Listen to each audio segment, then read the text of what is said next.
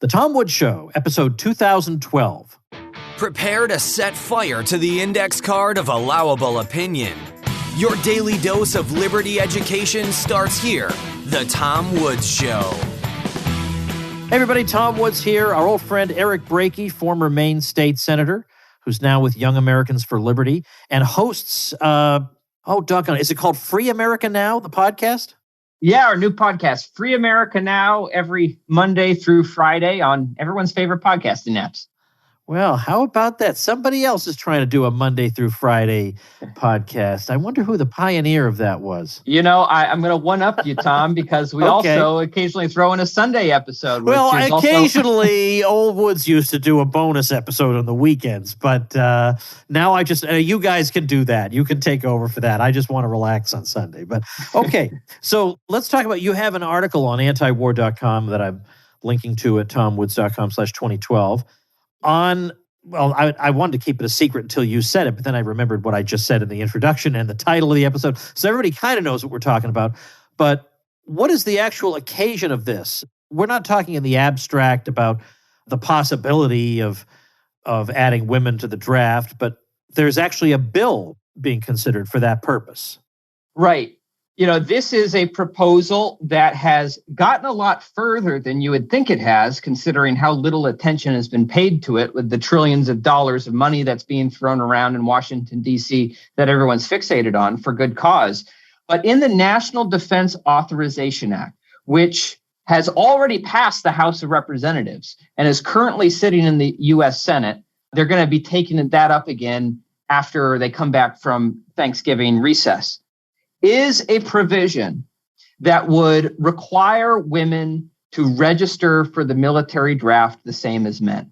Now, this is being put forward as an advancement for women's rights, if you can kind of conceive of that for a moment.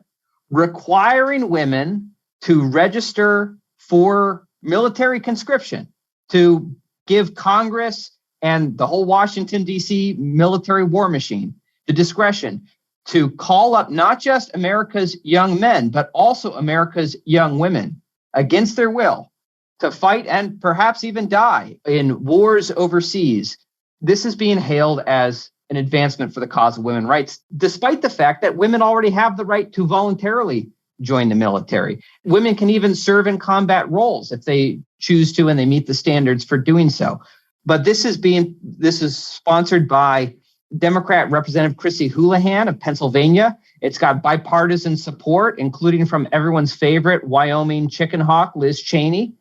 And it's kind of perverse when you really consider it. You know, the last time Washington exercised the military draft, over 58,000 of America's sons died in Vietnam. Given this history, it's hard to imagine what justification can be made for extending to the war machine an additional line of credit to America's daughters. And for so many in Congress to cite feminism and progressivism as the cause of this, to bill this as some advancement for the social justice warrior cause, I think really is the height of just how cynical the war machine has become. Because if you actually poll women, what they think about it, by a 2-to-1 margin, women don't want to have to register for the military draft, and who can blame them? Yeah, no kidding. Well, as a matter of fact, Russell Kirk, who was a central intellectual in post-war American conservatism, and I think around 1944, he was still a young man, but he described the military draft as slavery. So this isn't some left-wing pinko position, you know, especially after we've lived through this COVID fiasco where the presumption is, so first you have the income tax where Ron Paul was right. The presumption is the government in principle, because there's no principled reason they couldn't raise the income tax to 99.9% or even 100%. So the idea is they own everything and they'll decide what percentage you're allowed to keep. And then they also own your body because they can inject into it whatever they want. And now what? They can also send you where they want on some crazy mission that has nothing to do with anything. The idea to me, there could still, in 2021, be any actual conservative who supports that is incredible to me. So, but the good news is I think relatively few of them are. I think there are those who might have been inclined to support something like that it's been beaten out of them by reality. And certainly the idea of adding women in the name of equality, that is so absurd. So here we have this crazy policy being enforced on men, and typical equality movements today never occurs to them, well, how about we don't impose this on anybody and we're equally free of it? No, we have to be equally under its yoke. That's the kind of equality you support? It's ridiculous. Right. It's a form of equal slavery, not equal rights. I suppose that they are both a form of gender equality, but shouldn't we seek equal freedom under the law? Shouldn't that be the goal? And I will say, you mentioned Kirk, he's of course not the first person to point out the obviousness that this is a form of slavery. Of course, Milton Friedman is famous.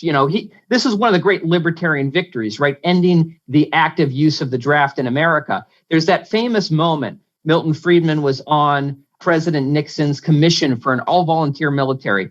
And General Westmoreland, who was the commander of U.S. forces at the time, famously appeared before that commission in protest of what they were exploring. He said, "I will not command an army of mercenaries." And Milton Friedman, to his credit, just quipped back immediately. He said, "General, would you rather command an army of slaves?" Yeah. And I'm sure you could hear a pin drop in the room at that moment. But even going back much further than that, people oftentimes think that the military draft is something that has been with us throughout, all of, American history. But it's kind of like the income tax, right? It was actually established under Woodrow Wilson in the progressive era. And we've just come to think, since anyone who would have been alive back then is no longer with us, we just think that this has always been the case. But it wasn't until World War I that we really had the draft as we know it. And you go back, this question had been considered. You can go back to the War of 1812. I think I heard you speak with a guest about this speech from Daniel Webster on the floor of the House of Representatives. Yeah. There was a push for, and I'm sad that it was coming from James Madison, who in other respects I'm oftentimes a fan of, but James Madison had gotten us into this disastrous, poorly conceived war with the British invading Canada. We don't talk too much about that these days. And the British retaliated. They burned the White House to the ground. And in the midst of all this, there was this debate about conscription. And Daniel Webster, he called it murder if we were to adopt such a policy. He said, in the sight of heaven, it is murder that every politician who voted to forcibly conscript American citizens to go off and fight, because of course, many of these times it would be wars of invasion, which I guess the war against Canada was, wars of invasion. He said, every conscripted man who falls would be basically a blot on their eternal soul, that even if millions of years passed by, they would have to answer for it in heaven. And he condemned them for somehow twisting the Constitution to extract slavery from the substance of a free government. And to Congress's credit at the time, maybe perhaps it was hearing those words and fearing for their eternal souls, they did not adopt this policy of conscription really in a serious way until Woodrow Wilson, over a century later. But to think that we've gone from the days of Daniel Webster standing in the House of Representatives decrying this to now we have people like, there's a Republican congressman from Florida. His name is Michael Waltz, who is openly dreaming on the floor of the House. He's about a future crisis in which the military, quote, needs everybody, man, woman, gay, straight, any religion, black, white, brown, as if somehow this intersectionality campaign covers up the fact that this is murder. This is slavery that he's talking about. It's like he got his talking points from the same woke public communications people who designed the CIA's publicity campaign for about how they're so woke and intersectional now, and therefore we should ignore all the blood that's on their hands. That Daniel Webster speech you mentioned, he also says that what an outrage it would be to claim that the Constitution authorizes any such thing. He says this is an outrageous accusation against the Constitution to make, that there's no way our Constitution, which is based on liberty, could support such an enormity as military conscription. So there's also that. Now, some people may say, this is all just for show, because really, when was the last time we really drafted anybody? And it's been a volunteer force certainly for your entire lifetime and just about my entire lifetime. So what are we worried about, really? Maybe we're exaggerating the threat here. Right. It's an all-volunteer military force until it isn't. In fact, you have right now, the military is really struggling with a problem of declining enlistment numbers. Voluntary enlistment numbers are at an all-time low. I mean, for obvious reasons. We've gone through 2 decades of very unpopular foreign wars in the Middle East that have really, I think, soured the whole, sentiments of a generation that military service is, a noble thing that you want to be a part of. When we have seen the disasters in Afghanistan and Iraq and the ongoing undeclared wars in Syria and Yemen, more and more people don't want to be a part of this. And so enlistment numbers are dropping. And you have many in the military who are actively talking and have been actively talking and trying to push for a policy change of bringing back active use of the military draft. So those who suggest that this is purely a symbolic change, and I get it to some degree. Some people say this is the last legal distinction on the books in federal law between men and women, and they want to just get that one thing gone to have pure equality under the law. And I suppose I can understand that and sympathize with that to some degree. But those who think that this is just a symbolic change are really missing the real danger that is being put here. Now, as some have even suggested that, women are much better suited for the kinds of military work that's done today. After all, women can operate a drone and bomb people from thousands of miles away just as easily as a man can. So they're envisioning, women being conscripted to be drone operators. And I got to hand it to, there's been a really awesome bipartisan coalition. You've got, folks ranging from Code Pink, left-wing anti-war activists who've been incredibly consistent, founded by, I believe, the mother of a soldier who was killed in Iraq. They've got a petition drive against this. They're trying to defeat this. And they've partnered with right-wing nationalist U.S. Senator Josh Hawley, who's also leading the charge against this. And then you also have Senators Rand Paul and Ron Wyden, who have sponsored legislation to get equality by going the other direction, right? Equal freedom under the law, abolishing the draft completely. If we're really interested in equal freedom, equality under the law, that would seem to me a much better proposal.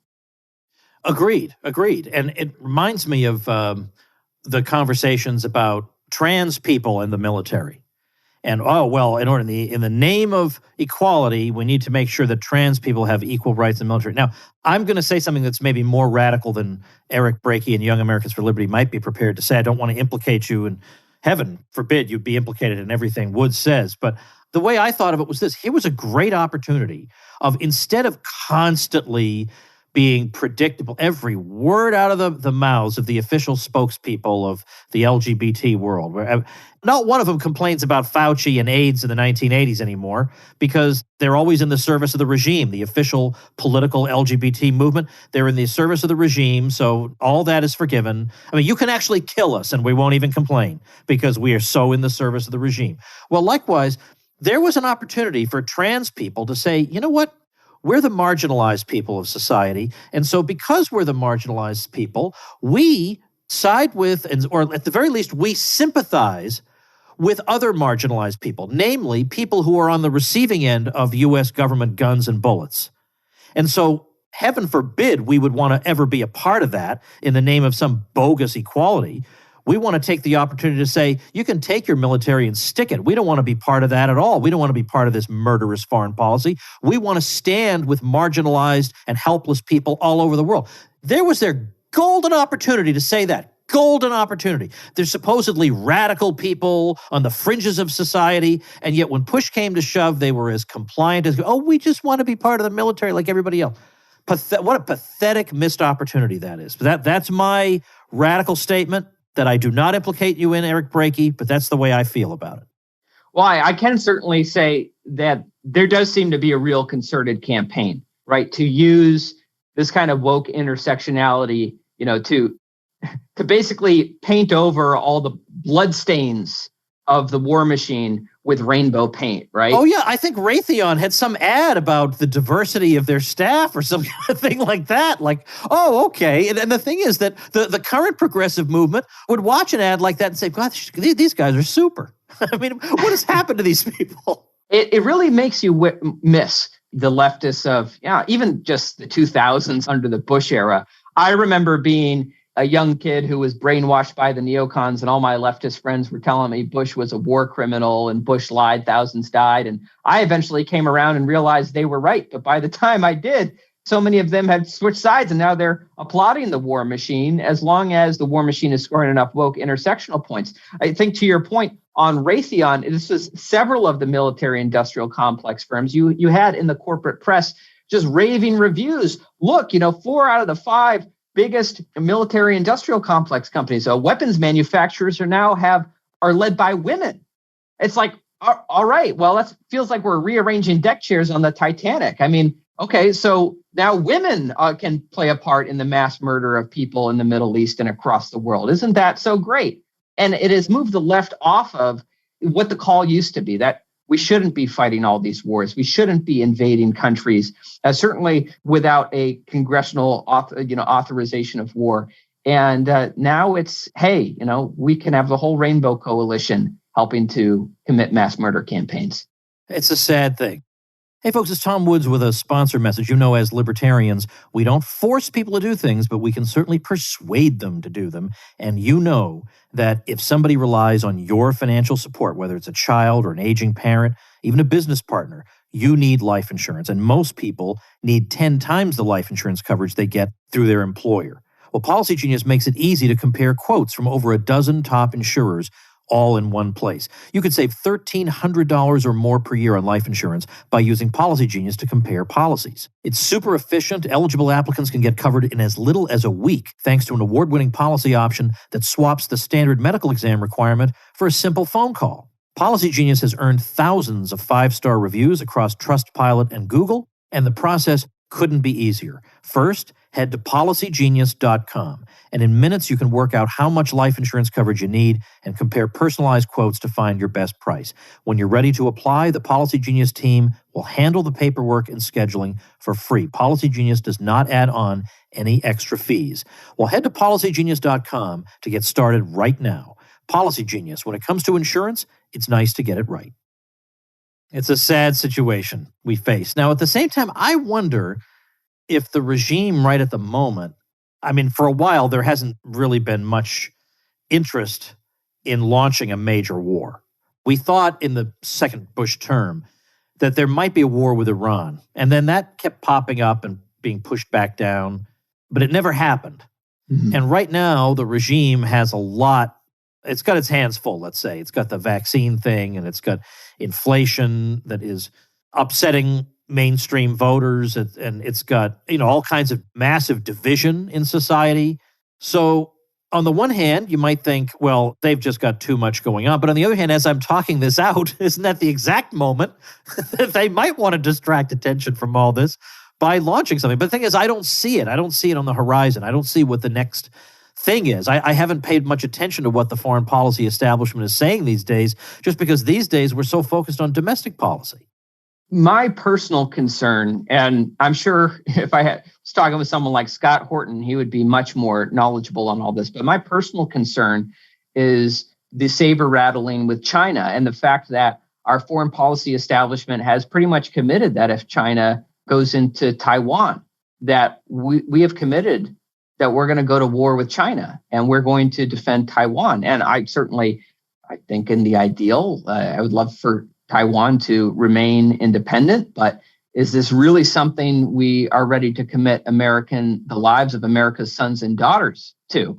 And rather than having a real public policy debate on this, like so many of the foreign policy decisions in this country, it's kind of just been, this is something that has been made decisions been made behind the scenes, not even necessarily by our elected officials, but by just the permanent foreign policy bureaucracy. This is the policy. And, Congress is there to perhaps maybe rubber stamp it at the end of the day. But even if they don't, the rubber stamping by Congress is more of a formality these days than ever before. So I hope that is a very remote possibility and that never comes to pass.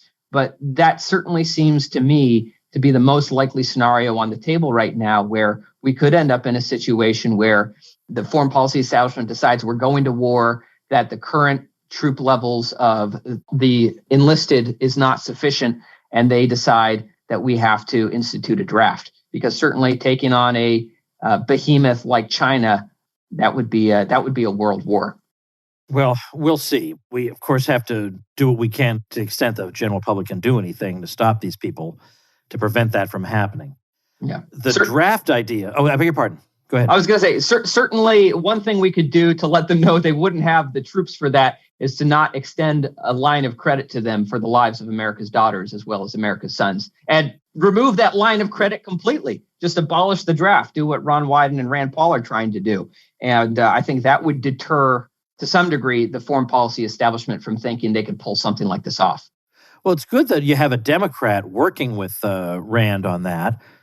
It's incredible to me. Well, it's not really incredible to me, but it might be incredible to a lot of people that it's a Democrat who's pushing for this. You would think this would be some crazy warmonger lunatic doing this, but if they can put the phrase women's rights in there, it's so Orwellian. This is the state claiming the right to dispose of your life. This isn't you exercising your right. Yeah. This is you being... Freedom is slavery, Tom. Yeah.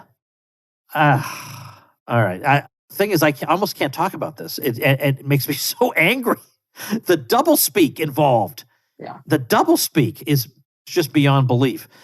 So I guess the part that mystifies me is, given that it's such an unpopular position to hold, that I can't believe that the answer really is that the Republicans are just that bad. Because here they have something.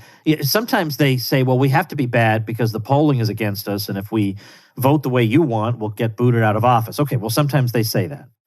But here the polling is so with them, overwhelmingly with them, and they still can't do the right thing, half of them.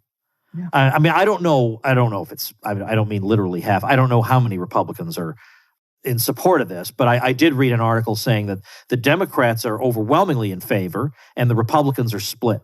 Yeah.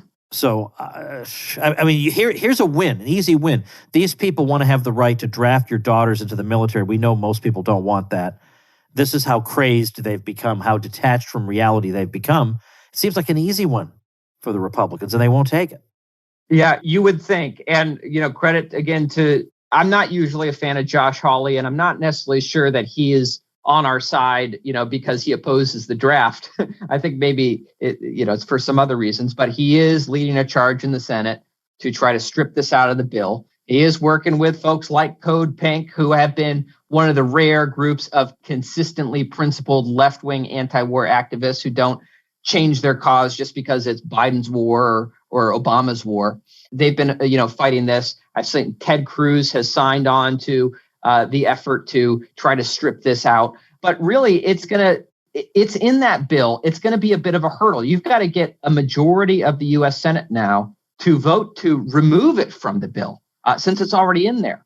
So that's going to be happening after Thanksgiving break. I would encourage everyone, I think part of the problem is there just has not been enough attention on this with everything else going on. Yeah. And so it's kind of sneaking its way in. So I would encourage everyone to just, if you are against this idea of expanding conscription, maybe you'd even like to see the draft repealed completely.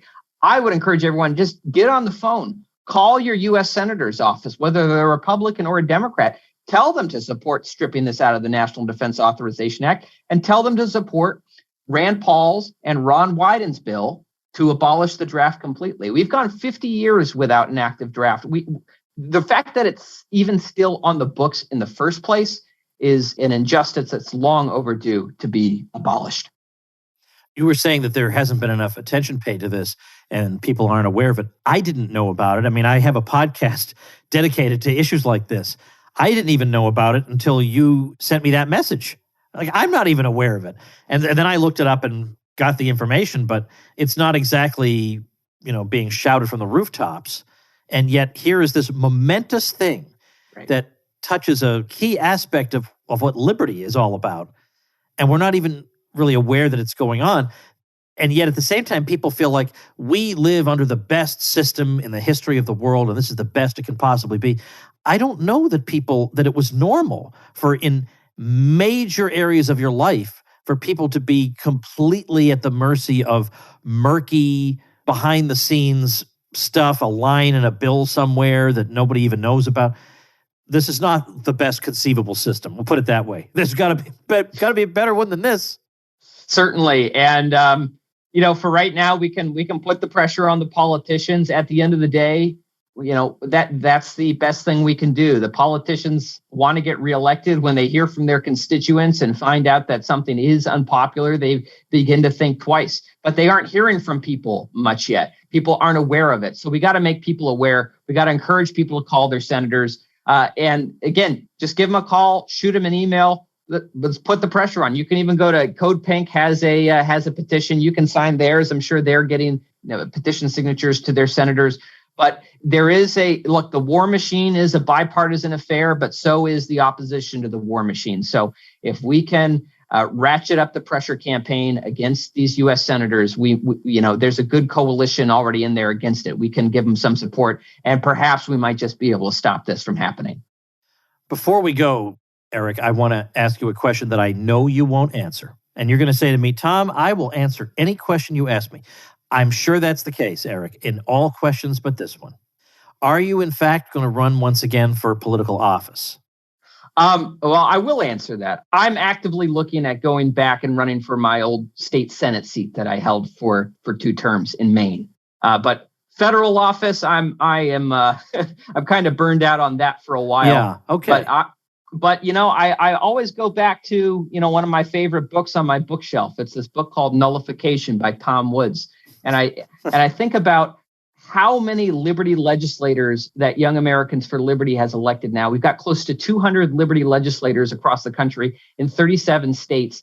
And when I was last in the state legislature, you could maybe count to 10 if you were being generous. And now we have leaders who are, nullifying all kinds of federal policies, fighting back against the lockdowns, getting constitutional carry passed across the country. There's so much happening on the state level in the state capitals. I almost think it's a distraction to run for federal office these days. I think the most important work is being done in the state capitals. So I'm actively looking at going back and picking up the work there and helping to work with some of these new liberty legislators who've been elected in my own state.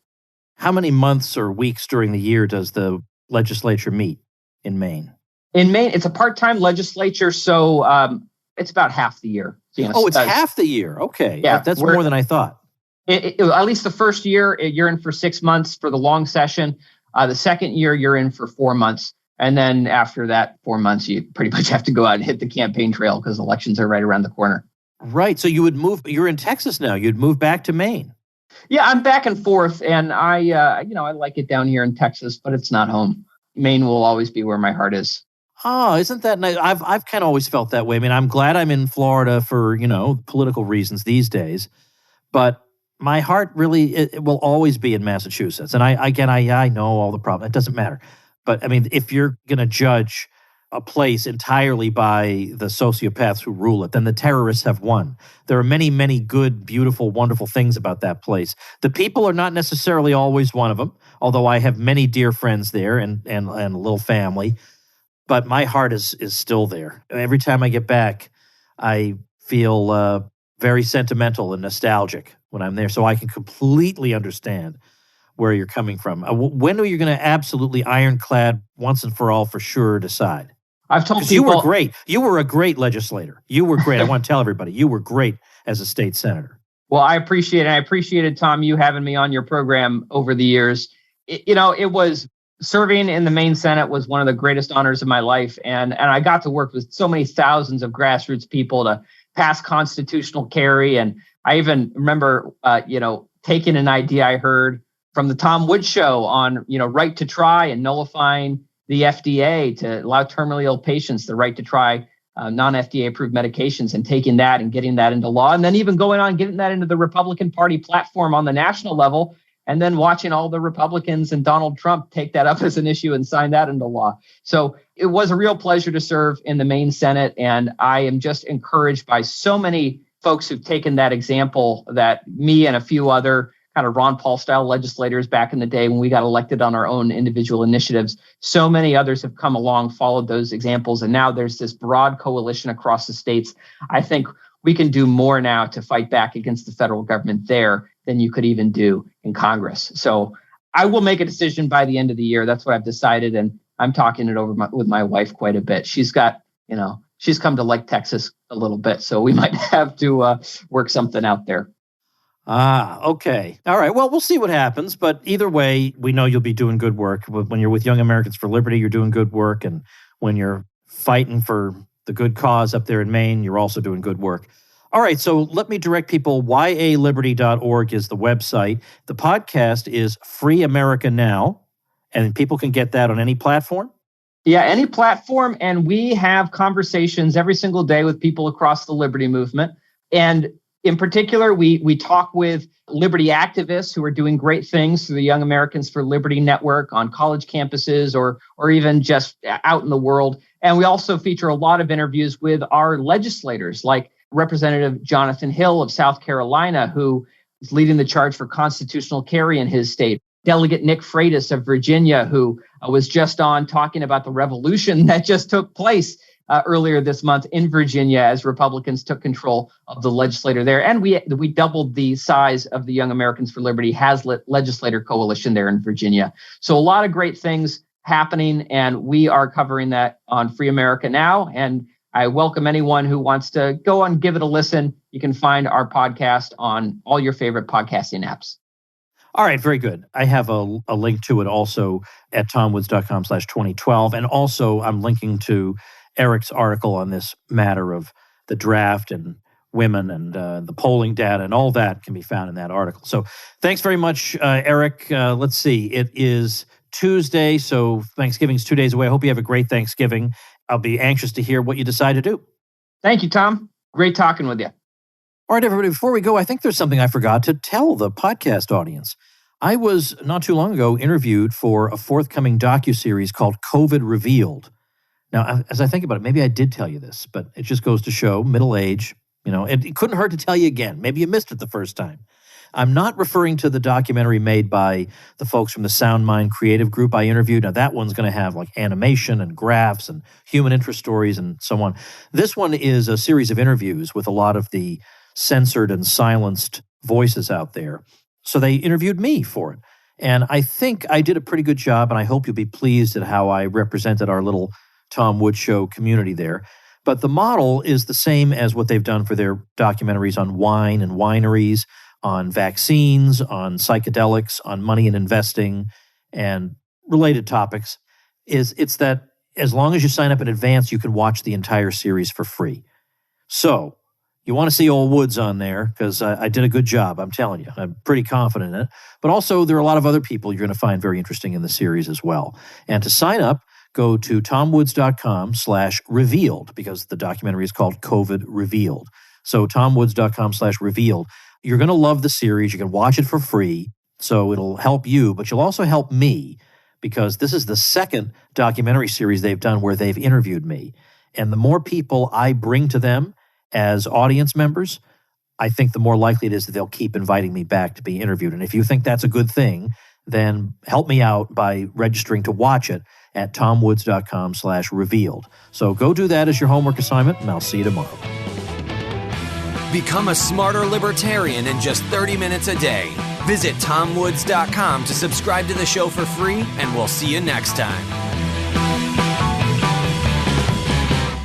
Like the sound of the Tom Woods Show? My audio production is provided by Podsworth Media. Check them out at podsworth.com.